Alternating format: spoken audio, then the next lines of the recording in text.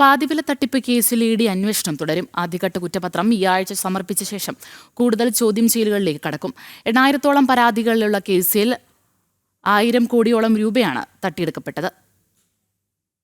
പാതിവില തട്ടിപ്പ് കേസിൽ വ്യാപകമായ റെയ്ഡുകൾ നടത്തിയിരുന്നെങ്കിലും വിശദമായ ചോദ്യം ചെയ്യലുകളിലേക്ക് ഇഡി കടന്നിരുന്നില്ല. തട്ടിപ്പിന്റെ മുഖ്യ സൂത്രധാരൻ അനന്തകൃഷ്ണനെ റിമാൻഡിലിരിക്കെ ഒരു തവണ ചോദ്യം ചെയ്തിരുന്നെങ്കിലും വിശദമായ മൊഴിയും രേഖപ്പെടുത്തിയിരുന്നില്ല. മറ്റൊരു പ്രധാന കണ്ണി NGO കോൺഫെഡറേഷൻ ചെയർമാൻ KN ആനന്ദകുമാറിനെ ജയിലിലെത്തിയും ഇതുവരെ ചോദ്യം ചെയ്തിട്ടില്ല. പ്രധാന പ്രതികളുടെ ചോദ്യം ചെയ്യലുകൾ പൂർത്തിയാക്കാത്തതിനാൽ ആദ്യഘട്ട കുറ്റപത്രം സമർപ്പിച്ച ശേഷം കേസിൽ അന്വേഷണവും ചോദ്യം ചെയ്യലുകളും തുടരും. പ്രാദേശികമായി ചില രാഷ്ട്രീയ നേതാക്കളെയും തട്ടിപ്പുകളുടെ ഭാഗമായി ചില പരിപാടികളിൽ പങ്കെടുപ്പിച്ചിരുന്നു. ക്രൈംബ്രാഞ്ച് FIR-കൾ അടിസ്ഥാനമാക്കിയായിരുന്നു ഇഡി അന്വേഷണം ഏറ്റെടുത്തത്. 8,000-ഓളം പരാതികളുള്ള കേസിൽ 1,000 കോടിയോളം രൂപയാണ് ഇരുചക്ര വാഹനങ്ങൾക്കടക്കം പകുതി വില നൽകിയവർക്ക് നഷ്ടപ്പെട്ടത്. തട്ടിപ്പിലൂടെ സമാഹരിച്ച പണം കൈവശമാക്കിയ മറ്റു ചില കണ്ണികളും കേസിലുണ്ടെന്നാണ് ഇഡി അന്വേഷണത്തിൽ വ്യക്തമാകുന്നത്. ഇവരെ കേന്ദ്രീകരിച്ചും അന്വേഷണം പുരോഗമിക്കുകയാണ്. ജനം, കൊച്ചി.